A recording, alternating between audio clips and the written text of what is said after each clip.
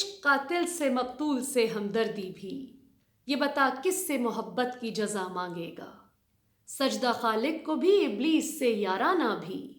حشر میں کس سے عقیدت کا صلہ مانگے گا۔ السلام علیکم پاکستان، میں ہوں ملیہ ہاشمی اور آج ہم بات کریں گے دو انتہائی انٹرسٹنگ ٹاپکس پر۔ ایک منسٹر شرین مزاری، جن کے اعزاز میں نے یہ شعر بھی پڑھا۔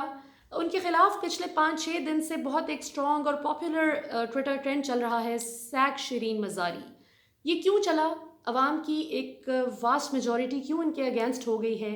اور اس ٹرینڈ کے رسپانس میں کیسے منسٹر مزاری نے اپنے چند سیاستدان اور میڈیا کے دوستوں سے ریکویسٹ کی کہ میرے حق میں ٹویٹس کیجئے، بولیے، لکھیے، کیونکہ اپیرنٹلی وزیر اعظم عمران خان صاحب ڈیجیٹل میڈیا پر عوامی فیڈ بیک کو بہت سنجیدگی سے لیتے ہیں۔ سو ان کو ڈر ہے کہ یہ نہ ہو کہ جیسے فردوس عاشق ایوان صاحبہ کو بھی ایکسیپٹنس نہیں ملی تھی عوام سے، اسی طرح عوام کی ریجیکشن سے میں فارغ ہو جاؤں۔ اور دوسری بات ہم حامد میر صاحب کی کریں گے جی، جن کو ابھی تک دکھ نہیں جا رہا مولانا صاحب کی دعا کا، اور انہوں نے کل اپنی ٹویٹ میں ایک آرٹیکل کوٹ کیا، جس آرٹیکل میں مجھ پر 2 الزامات لگائے گئے تھے۔ ایک یہ کہ میں نے اپنے ایک آرٹیکل میں، جو کہ انڈیپینڈنٹ اردو کے لیے میں نے پچھلے سنڈے کو لکھا تھا، تو الزام مجھ پر یہ ہے کہ میں نے یہ لکھا ہے، جو کہ میں نے نہیں لکھا، کہ مولانا طارق جمیل صاحب سے بندوق کی نوک پر معافی منگوائی گئی ہے۔ اور دوسرا الزام یہ کہ مجھے عورتوں کے حقوق کا کوئی احساس نہیں، لہٰذا میں عورت مارچ کے خلاف بات کرتی ہوں۔ بات یہ ہے کہ مولانا طارق جمیل صاحب کی معافی مانگنا بنتا ہی نہیں تھا۔ انہوں نے بہت ایک مخلص دعا کی تھی اپنی قوم کے لیے، اور اس دعا کے نتیجے میں جس بھونڈے طریقے سے آپ لوگوں نے ان کا تماشا بنایا، ان کی عزت اچھالی، ان کی توہین کی، تو انہوں نے کیچڑ میں پیر ڈال کر گندا کرنے کی بجائے معافی مانگ کر سائڈ پر ہونا بہتر سمجھا۔ مجھے اس بات پر تکلیف ہے کہ ایک بزرگ کی بے عزتی کی ہے آپ نے، توہین کی ہے۔ اور دوسری بات یہ کہ عورت مارچ کی تو آپ بات نہ کیجیے، مجھے عورتوں کے حقوق کا نہ بتائیں، مجھے آپ سے کہیں زیادہ پتہ ہے۔ آج میں عوام کو بتاؤں گی کہ آپ نے کس طرح سے آسمہ شیرازی صاحبہ کو جیو نیوز سے نکلوایا تھا۔ آپ عورت مارچ کے حامی ہیں نا، آج میں آپ کو بتاؤں گی کہ عورتوں کے حقوق کی آپ کو کتنی پرواہ ہے۔ سب سے پہلے ہم بات، مجھے یوٹیوب سیشن پہ آپ جوائن کر سکتے ہیں، ہم ڈیٹیل میں ان دونوں چیزوں پر ڈسکشن کریں گے۔ منسٹر مزاری کی بات کرتے ہیں ناظرین۔ ایمان مزاری ان کی بیٹی ہیں، اور اپنے اینٹائی فوج اور اینٹائی عمران خان ریٹرک کی وجہ سے یہ جو سوڈو انٹلیکچوئل لبرلز اور سوڈو فیمنسٹس ہیں پاکستان میں، ان میں بہت پاپولیرٹی بھی پائی انہوں نے۔ ان کی جو the only claim to fame that she has is کہ میں عمران خان کے خلاف دیکھیں کتنی جرأت سے بول لیتی ہوں، میں فوج کے خلاف بول لیتی ہوں۔ وہ بھائی، یہ کوئی دلیری کی بات نہیں ہے، اور عمران خان کے خلاف آپ بھلے 10,000 مضمون لکھیں بیٹھ کے، ہمیں کوئی فرق نہیں پڑتا، لیکن آپ جس بدتمیزی سے بات کرتی ہیں نا، آپ نے ابھی ریسنٹلی ایک ٹویٹ کی جس میں آپ نے کہا کہ کیا ہمارے وزیر اعظم کو ذرا بھی شرم نہیں ہے؟ یہ ان کے الفاظ ہیں انگریزی میں۔ انہوں نے لکھا کہ does our P M not have an iota of shame, ٹھیک ہے؟ تو پوائنٹ یہ ہے کہ کس بات پہ آپ شرم دلا رہی ہیں کہ انہوں نے مولانا طارق جمیل صاحب کو آگے سے جواب کیوں نہیں دیا؟ انہوں نے کیوں نہیں بولا کہ آپ کیوں خواتین کے لباس کی یہ جو بات کر رہے ہیں کیوں کر رہے ہیں؟ وہ کیوں کہتے؟ مولانا صاحب نے کون سی غلط بات ایسی کر دی تھی؟ انہوں نے کسی ایک انسان کو نہیں کہا تھا کہ آپ کے کپڑے نامناسب ہیں یا آپ نے یہ کیوں پہنا ہوا ہے۔ ان کا صرف پوائنٹ اتنا تھا، انہوں نے اوور آل ایک دعا کی تھی، اور اس میں انہوں نے کہا تھا ہماری بچیوں کے کو نچوا کون رہا ہے، لباس مختصر کون کروا رہا ہے۔ وہ لباس مختصر سے مراد یہ نہیں تھا کہ وہ کہہ رہے تھے کہ سارے برقعے پہن کے آ جاؤ۔ ان کا یہ پوائنٹ تھا کہ جس طریقے سے چھوٹی سے چھوٹی نوکری لینے کے لیے، چھوٹے سے چھوٹے کام کے لیے مرد عورتوں کو یرغمال بناتے ہیں، جس بری طرح سے عورتوں کو، بچیوں کو جو ہے ان کی مورل ویلیوز پہ کمپرومائز کروایا جاتا ہے، اور بچیاں کرتی بھی ہیں، کئی بچیاں شوق سے بھی کر لیتی ہیں بدقسمتی سے کہ ٹھیک ہے ہمیں پوزیشن ملنی چاہیے۔ اس چیز کی طرف مولانا صاحب کا اشارہ تھا کہ یہ فحاشی ہمارے معاشرے میں پھیل رہی ہے۔ آپ کو وہ یہ نہیں کہہ رہے تھے، نہ ہی اس طرح تو مجھ پہ بھی آپ کی بہت ساری عورت مارچ کی آنٹیاں اعتراض کرتی ہیں کہ جی آپ پھر برقع پہن کے آ جائیں نا، مولانا صاحب کو بہت ڈیفینڈ کرنا ہے۔ میں منافقت نہیں کروں گی، میں جیسی ہوں، میں اس حلیے میں اپنے گھر والوں کے سامنے بھی ہوں، میں اس حلیے میں اپنی پورے فالوورز کے سامنے بھی ہوں، پوری دنیا کے سامنے بھی ہوں۔ کیوں؟ کیونکہ یہ ایک مناسب حلیہ ہے۔ اللہ تعالیٰ مجھے توفیق دے، میں ضرور ایک پوائنٹ آئے کہ چادریں وغیرہ لے سکوں انشاءاللہ تعالیٰ۔ میں اگر چادر بہت وہ نہیں لیتی، برقع نہیں لیتی، تو میں برقعے کو برا بھی نہیں کہتی، میں برقعے کو گالی بھی نہیں دیتی، نہ ہی مجھے حق پہنچتا ہے کہ جو خواتین برقع لیتی ہیں میں ان کو غلط اور برا کہوں۔ ٹھیک ہے، آپ کی مرضی، آپ جیسے بھی خود کو کیری کریں، بس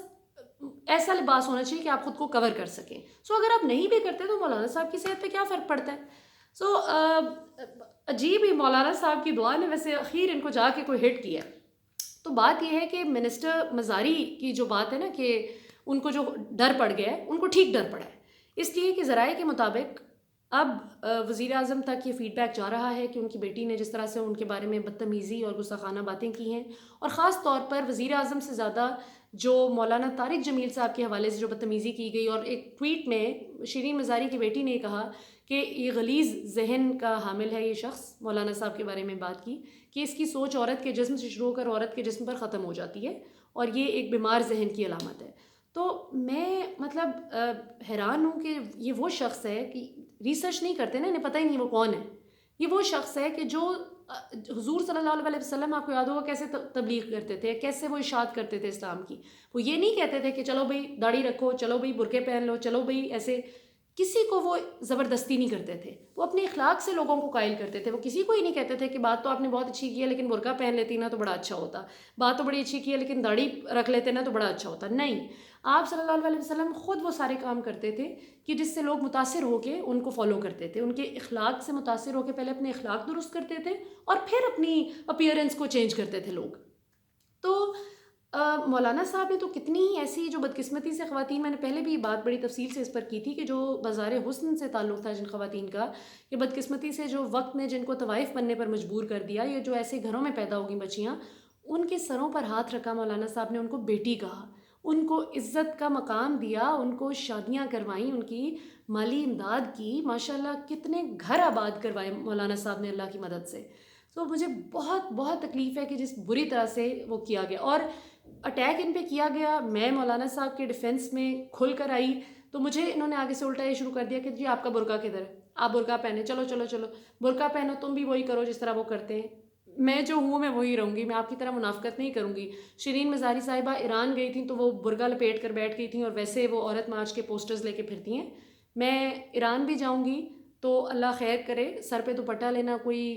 بری بات نہیں ہے، بندہ لیتا بھی ہے، لیکن کم از کم میں یہ جو لادینیت اور یہ ہومو سیکشولیٹی نے ہم جنس پرستی کو فروغ دینے کی جو کوشش کی جا رہی ہے، ماروی سرمت گروپ ہے، میں کبھی بھی ان کو سپورٹ نہیں کروں گی انشاءاللہ، اور میں ان کے خلاف کھڑی ہوں، میں کھڑی رہوں گی انشاءاللہ۔ حامد میر صاحب بات کرتے ہیں، یہ جو آرٹیکل میں بھی مجھ پہ جو فضول الزامات لگے اور جس کو انہوں نے کوٹ کر کے کہا کہ ہاں ہاں یہی کہا جا رہا ہے اور مجھے دھمکیاں دی جا رہی ہیں، میں نے آپ کو کوئی دھمکی نہیں دی،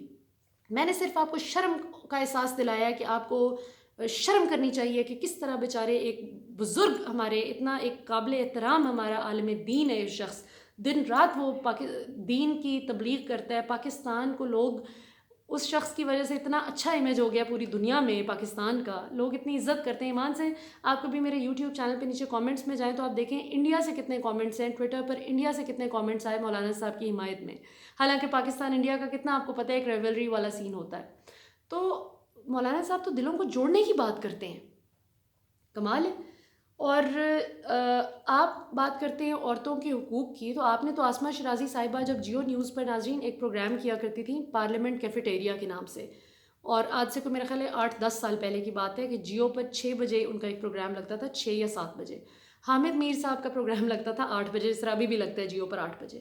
ان کو یہ مسئلہ ہوا کہ آسمہ شرازی کے پاس سارے گیسٹ جو ہیں وہ پارلیمنٹ سے آ جاتے ہیں، ساری دن کی بڑی خبریں تو آسمہ بریک کر دیتی ہے 6 بجے 7 بجے جو پروگرام وہ لگتا تھا 1-2 گھنٹے پہلے، تو میرے پاس تو چورن بیچنے کے لیے کچھ بچتا ہی نہیں ہے، لہٰذا انہوں نے بہت بھونڈے طریقے سے پوری ایک سازش کی، اپنے چند لوگوں کو جیو نیوز، جیو جنگ گروپ کے کچھ لوگوں کو ملایا ساتھ، آسمہ شرازی صاحبہ کو اس جاب سے نکلوایا۔ اور یہ بات کیسے پتہ چلی مجھے؟ آسمہ شرازی صاحبہ جن لوگوں کے پاس جا کر روتی رہیں، ان کے بارے میں بڑی مطلب آبویسلی غصے میں جو بات کرتی رہیں حامد میر صاحب کے حوالے سے، ان لوگوں نے بتایا کہ یہ ہوا ہے۔ اور پھر جب میں نے حامد میر صاحب کو پہلے بھی ایکسپوز کیا تھا، جب انہوں نے مجھے دھمکیاں دیں اور مجھے وہ کہا کہ میں ایف آئی اے میں جاؤں گا، جو میں نے کہا کہ چلیں تو غائب ہو گئے، اس کے بعد سے آج تک کبھی جواب نہیں دیا، اور کہا کہ میرا کہا کہ اس عورت نے بے شرمی سے مجھ پر الزام لگائے ہیں اور پاکستان زندہ باد کے نعرے لگا رہی ہے، فوج تو ایسے لوگوں کو استعمال کر کے پھینک دیتی ہے۔ مطلب کوئی شرم نہیں کہ ایک بھی اپنے الزام کو یہ کسی پروف کے ساتھ جو ہے نا، کسی ایویڈنس کے ساتھ ثابت نہیں کر سکتے کہ جی میں نے یہ فضول بات اس لیے کی تھی کہ میرے پاس یہ ثبوت ہے، لائیں دکھائیں، ثبوت دیں مجھے کہ کہاں، مطلب کون سے کس کے پے رول پہ ہوں میں، مجھے ثبوت دیں نا۔ جو بندہ پاکستان کے حق میں دل سے بات کرے اس کو آپ کہتے ہیں کہ وہ کسی کے پے رول پر ہے۔ سب کو آپ نے اپنی طرح سمجھ لیا کہ پاکستان کے خلاف زہر اگلنے کے لیے جس طرح آپ لوگوں کو ماشاءاللہ سے آشیرواد ملتا ہے۔ اللہ کا شکر ہے ہماری تربیت یہ ہوئی ہے کہ ہم اپنے ملک کے ساتھ، اپنی فوج کے ساتھ، اپنی مٹی کے ساتھ مخلص ہیں، اور ہم انشاءاللہ نہ اپنے عالم دین جو دن رات اسلام کی خدمت کریں نہ ان پر کوئی گھٹیا حملہ برداشت کریں گے،